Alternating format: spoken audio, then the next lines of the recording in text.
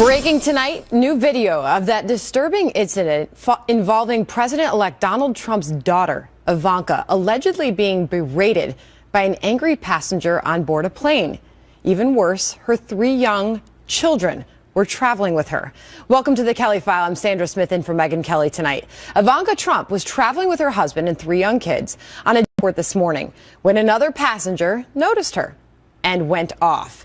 The man reportedly screaming at her, jeering at her children, and much more, getting himself eventually kicked off the plane.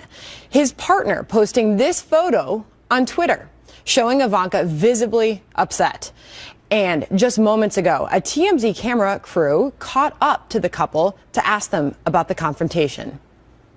Can I just ask if you regretted it all, man? Was it a bad idea to do it in front of everyone's kids? The incident raising serious safety concerns about the new first family. And in moments, in a Kelly File exclusive, Sean Spicer, the newly named press secretary for the Trump administration, will be here to respond. But first, Peter Doocy is live in Palm Beach, Florida, with more on this bizarre incident involving the future first family. What are we learning now? Sandra, even though Ivanka Trump was sitting with her 3 young children, and even though the holidays are here, this agitated air traveler laid into her because he was so upset he had to share the coach cabin of a commercial airliner with her.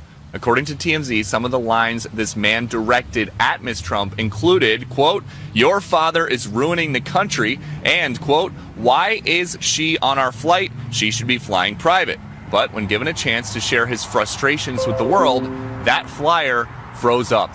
TMZ also reports the passenger who couldn't keep it together was holding a small child of his own, but still didn't censor himself. And don't think this was just a spur-of-the-moment emotional outburst, because before boarding, the man's husband tweeted, quote, "Ivanka and Jared at JFK T5 flying commercial. My husband chasing them down to harass them. Hashtag banality of evil."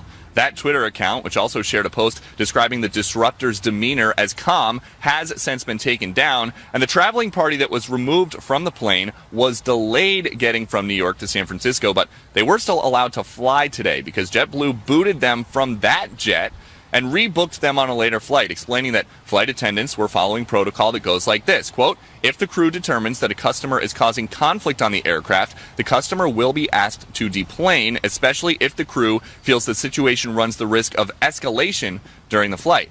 By all accounts, nothing ever got physical on this flight, and by all accounts, Ivanka and her husband, Jared Kushner, took the high road. They didn't yell anything back. Sandra?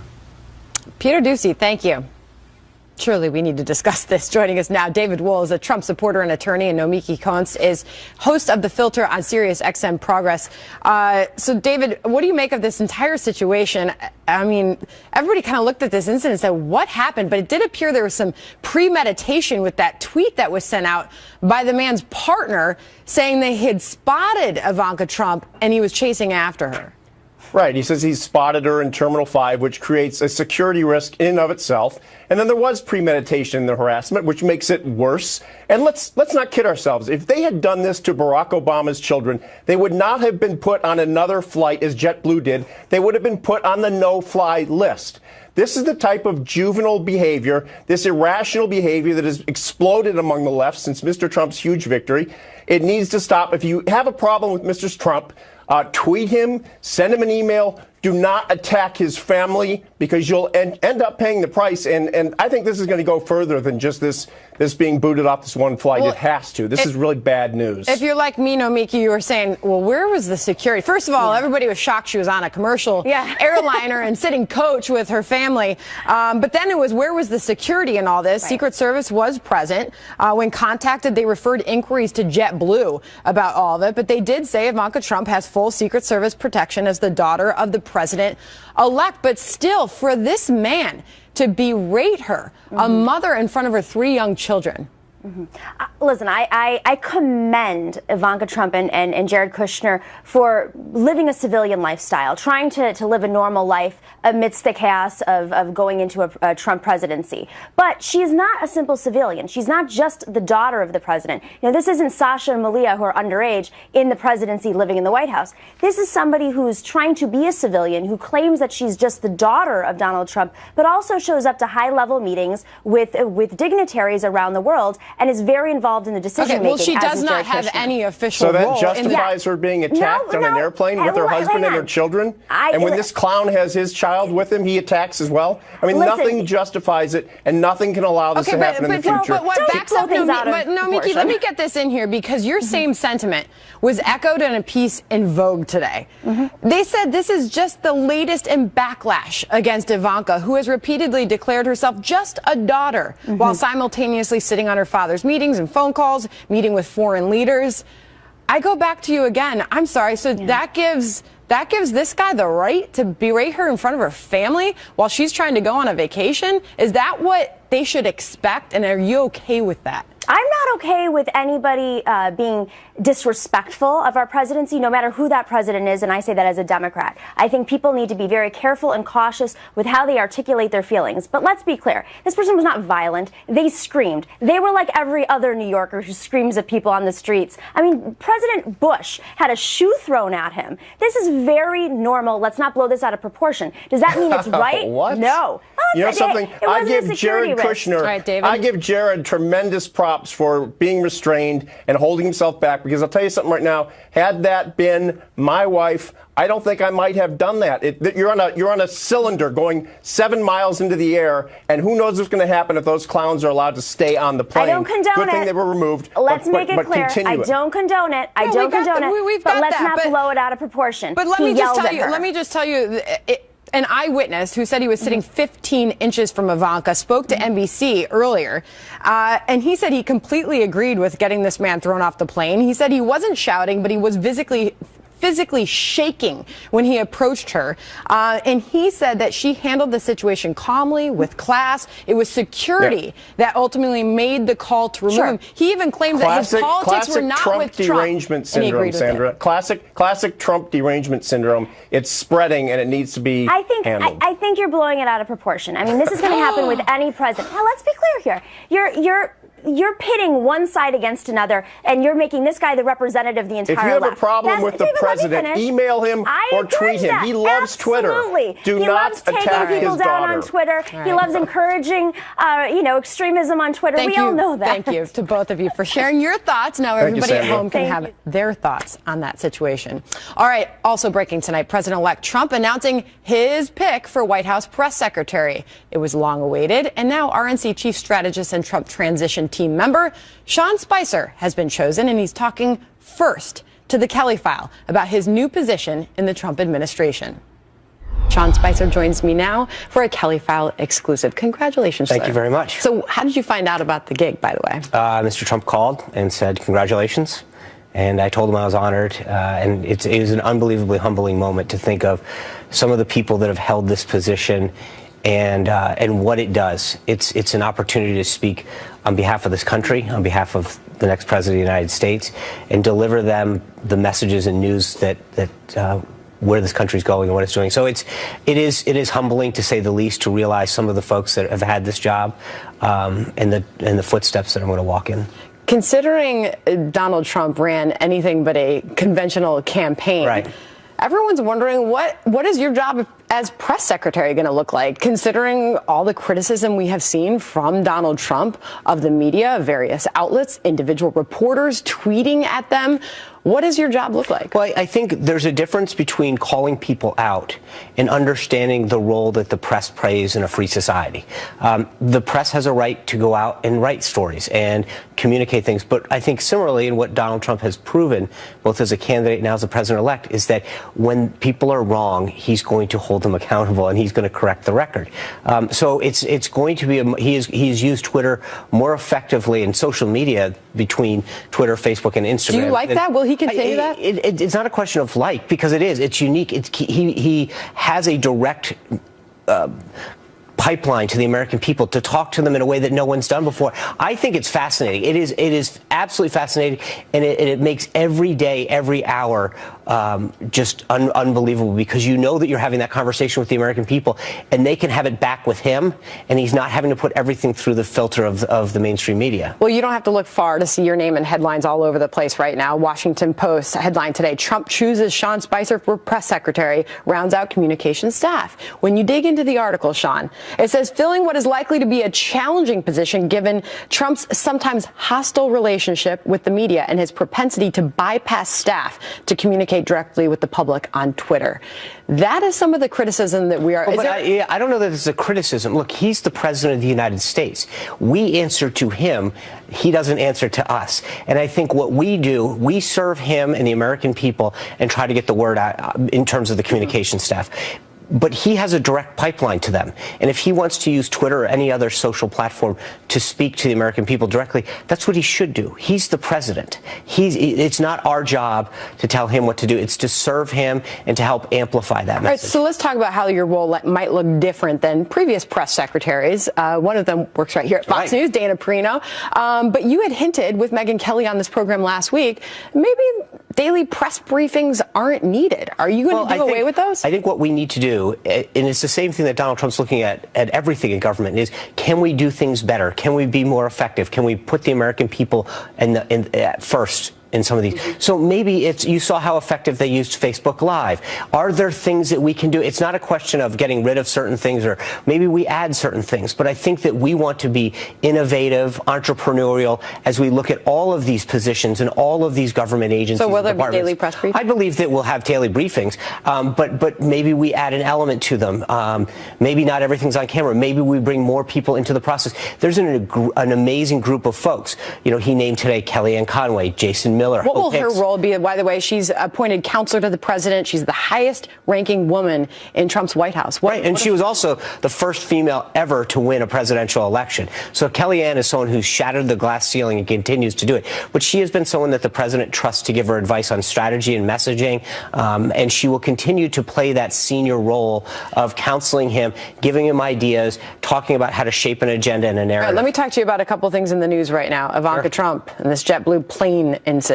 What do you know about it? Well, clearly there was somebody who was trying to act out of line, and I think JetBlue acted accordingly and took that individual away. They went on Twitter and made it very clear that their intention was to, quote, harass her and her family.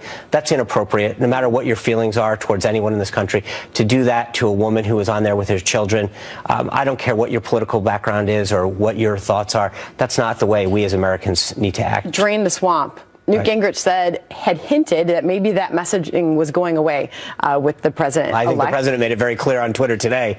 It's going to keep going. He did. So everybody's kind of wondering where the former speaker was coming with those words. But he has since retracted that, and he put out a message on his own social media that maybe that was wrong. One of the things that I think people have to understand is that Donald Trump is the ultimate decider, and he will tell you what he believes and how something's going to get done. Other people don't tell him what he needs to think or do. And I think we've seen that time and time again. And look, when you look at the Lockheed story today about the F-35, the Boeing story with Air Force One, he isn't even president. We're 29 days out. He's gotten results on Carrier. He's brought costs down on government programs. He is going to get things done in a way that people have never seen. The change that's going to come to Washington, I think, is going to send shockwaves through the system. All right, it seems like every pick that Donald Trump has made, his critics have dug up something on them. Are they going to find anything? I hope not. Anything out there that we should know about? I hope not. I think I've done a pretty good job but I hope that every day that I serve in this job, I make Mr. Trump proud, Reince Priebus proud, Governor Pence proud, and more importantly, the American people. I think that what he has asked of every one of us is to make this country proud of us, proud of the accomplishments that he's going to have as president, and make the country great again. Sean, thanks for being here. Congratulations. Thank you. Still to come, new reports Eric Trump is responding to criticism and the controversies that plagued the Clinton Foundation by halting fundraising for his own charity. Trump transition team insider Anthony Scaramucci is here on that. Developing tonight, amid allegations of pay for play, Eric Trump will stop fundraising for his own foundation. The move is being applauded by former White House ethics lawyers, but questioned by supporters who want to see the charity work continue. In moments, Trump transition team insider Anthony Scaramucci will be here on that. But first, our chief Washington correspondent James Rosen has the latest on Eric Trump's decision. James? Sandra, good evening. Apparently goes even farther, according to published reports. Eric Trump's announcement that the charitable foundation bearing his name is suspending operation.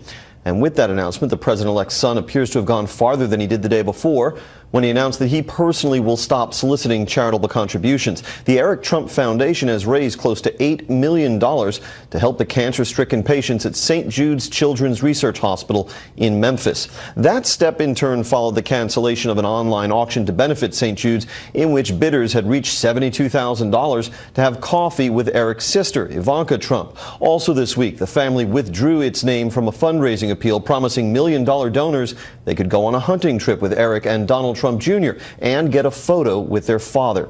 Kellyanne Conway, who will serve as a counselor to the president, bristled when a CNN anchor likened the Trump children's charities to the Clinton Foundation. A December 15th press conference in which the president-elect was to detail his efforts to separate the White House from his family's business empire and charities was abruptly postponed. Trump aides say nonetheless his divestiture plans will be in place and be made public before he is sworn in. Sandra. All right, James Rosen, thank you. Joining me now, Anthony Scaramucci. He is an executive member of President-elect Trump's transition team. He loves to come in and give us the real story. So what is going on here? Eric Trump had a charity in his name. He's going to stop raising funds for that charity, or the charity is going to shut down altogether. What's happening? Well, the charity is going to shut down altogether. So it's a sad day for St. Jude Medical Center. It's a sad day for charitable giving in that way. And so, unfortunately, what's happening in our society now is that we're very polarized politically, and we've got accusations of mudslinging going on both sides. And so Eric is doing the appropriate thing here, getting ahead of this thing proactively before his father becomes the president. But let me stop you there, because some down. people are going to say that he's not actually getting ahead of it, that there may have actually been something more there. I watched Jim's report, and so I really don't think there's anything more there. Yeah. I think what happened is pre-presidency, come on a bear hunt with me and my brother. Pre-presidency, have lunch coffee with my sister, who wouldn't want to have coffee with Ivanka Trump. Because that's really what raised the scrutiny of all of this. Yeah, but all that stuff was happening, totally acceptable. Donald J. Trump as a business person, but now that he's going to be in the American presidency, the legal team's coming in there and really has to ring fence and shut down these efforts. And so for me, Sandra, and you and I know each other a long time, it is a sad day because Eric Trump has been at the bedside of children that have died from childhood cancer. Oh, I mean, Eric Trump has also participated in the miracles that we've seen where children have survived at St. Jude because of the money that's been put there to help those children. And so now it's going to stop. And it's going to stop for those children because of the politicization or the politicization, or however you want to say it, of the system. And so it's a sad day. Okay, and we have heard from his friends, people close to him, said it pains him to do this. He's been raising money.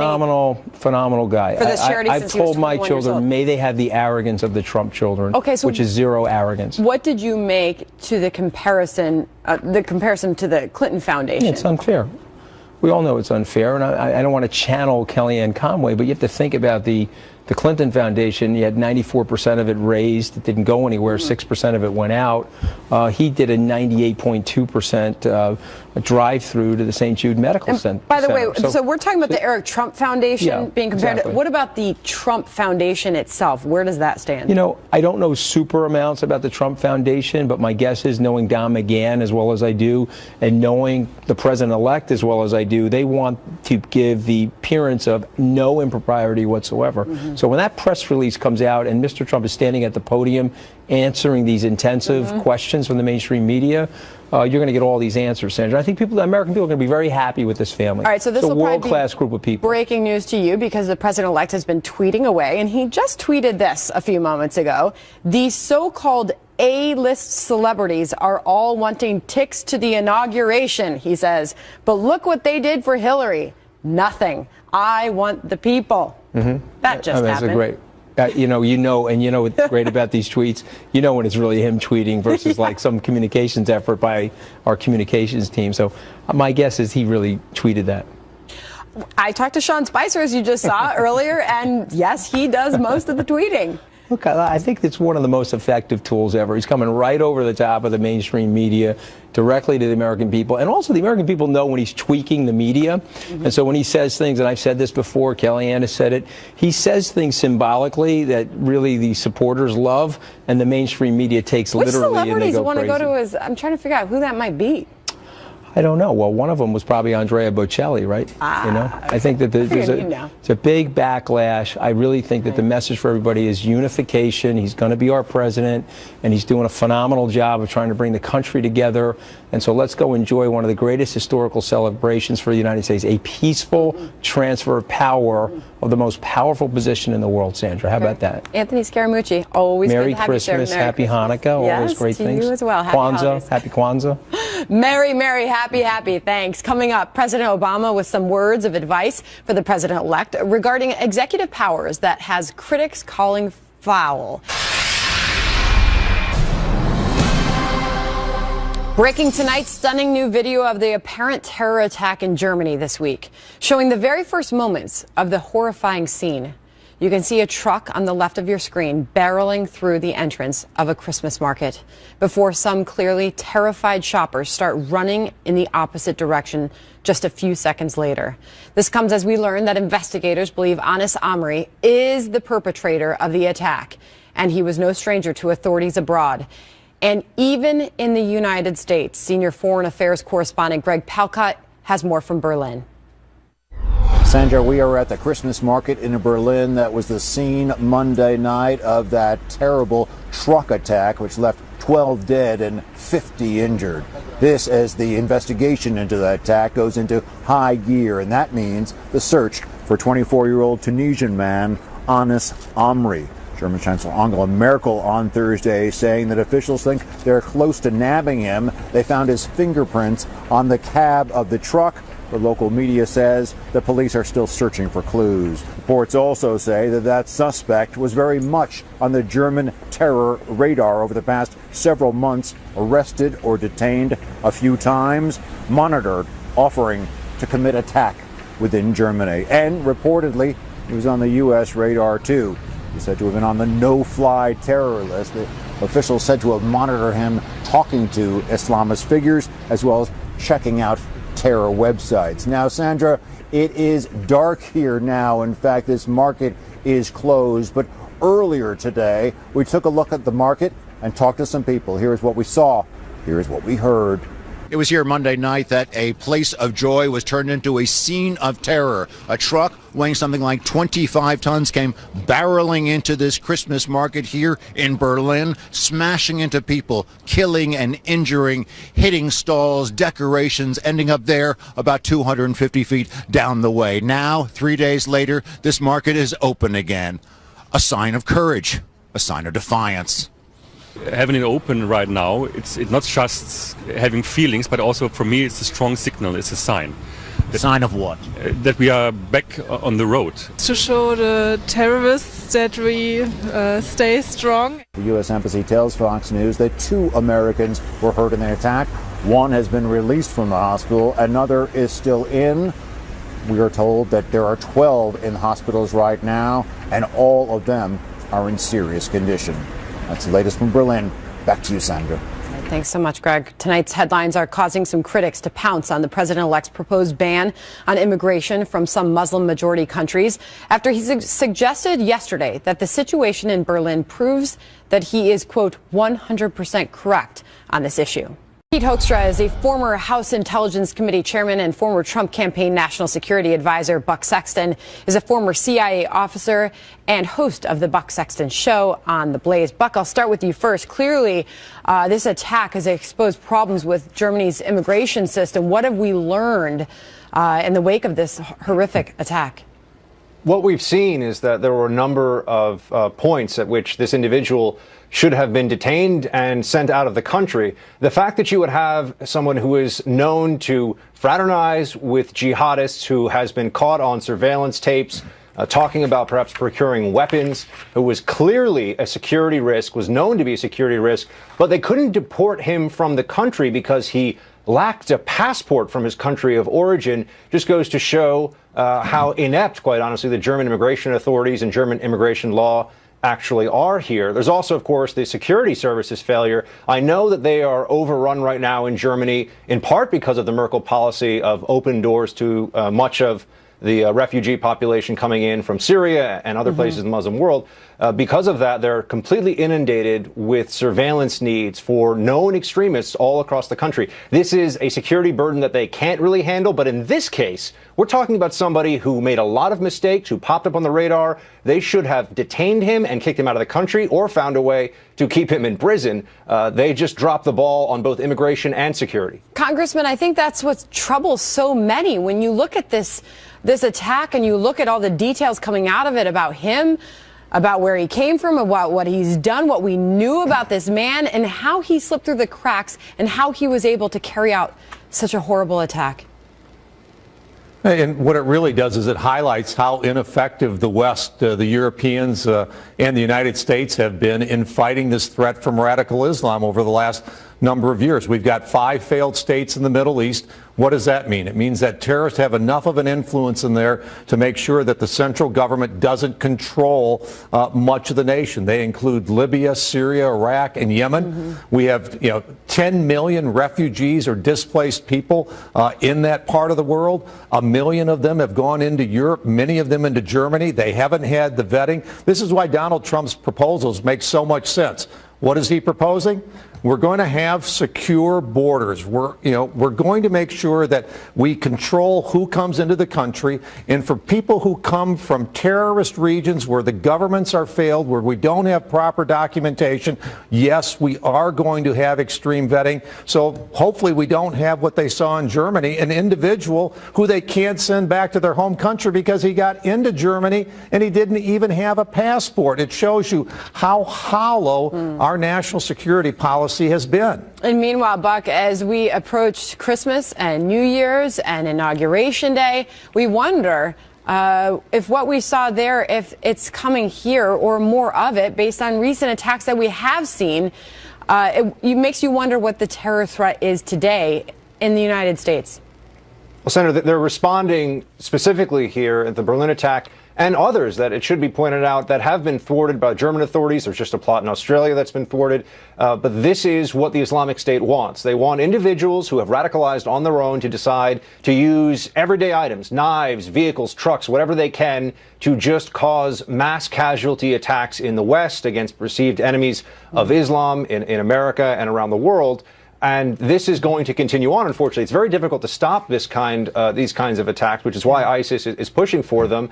And we are in a heightened threat season right now because they've also been saying that they want to hit us during the holidays. Yep. There's more congregations of people outside. So an enormous burden on security services in Germany, in Europe, and here in this country. And we just have to hope that we get it right every time, or else there are going to be more like this. All right, Buck, Congressman, thanks for joining us tonight. Thank you. Good of you to be here. All right, well, coming up, breaking new developments on what's being called a turning point on the humanitarian crisis in Syria.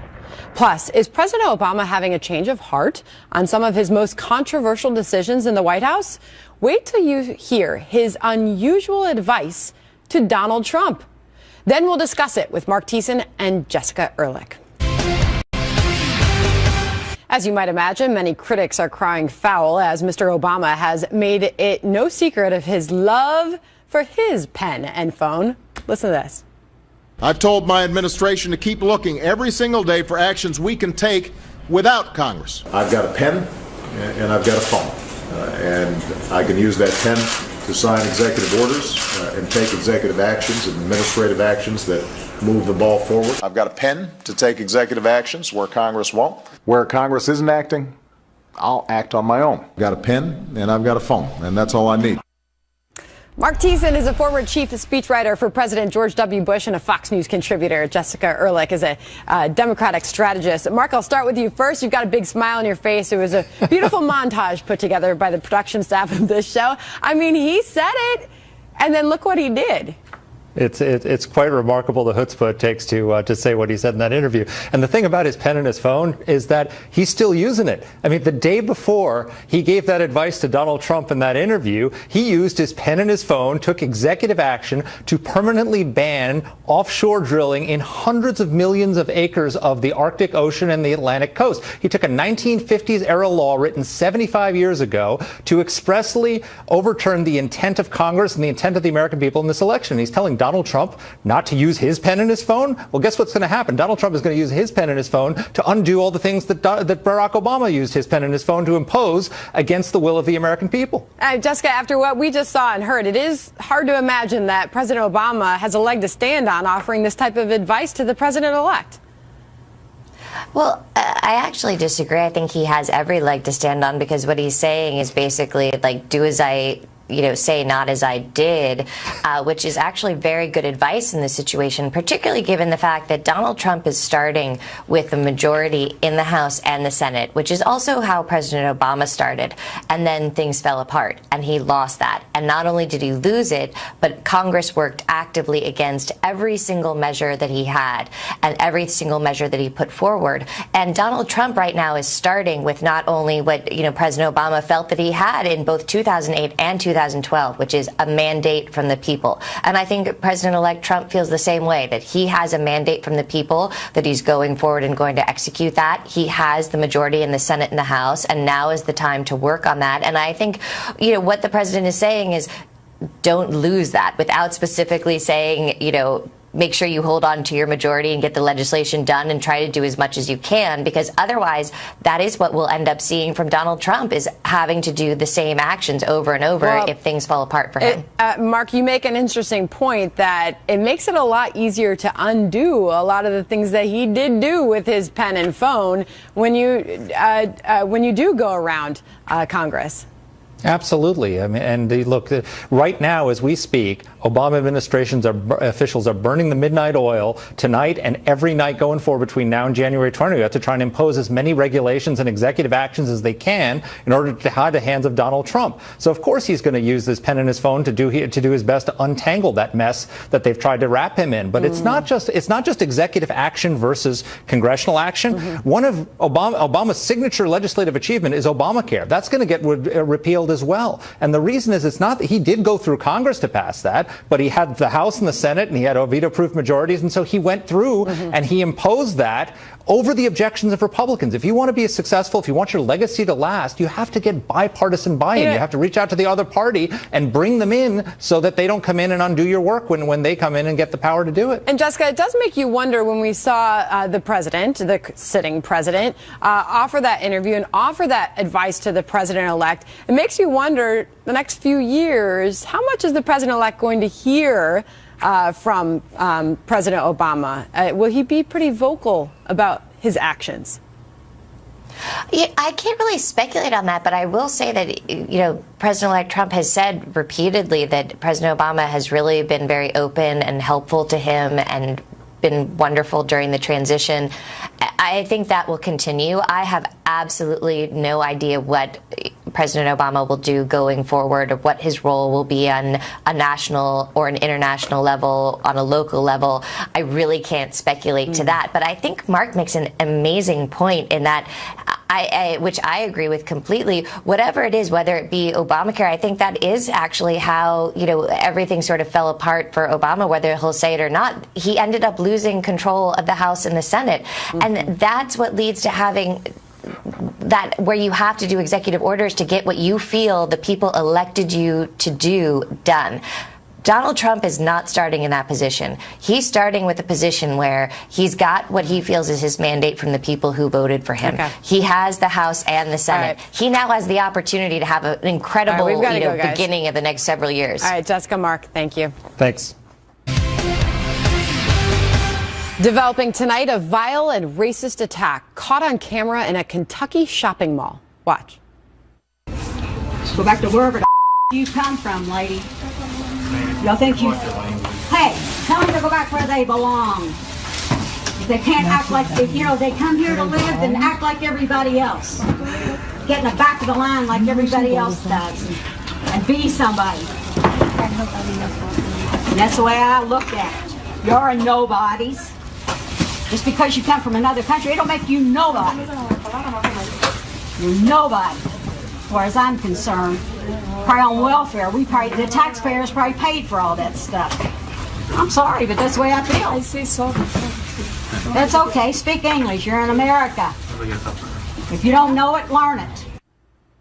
Now, some are calling for that angry woman to face charges, but a local attorney says no one's come forward to make a complaint.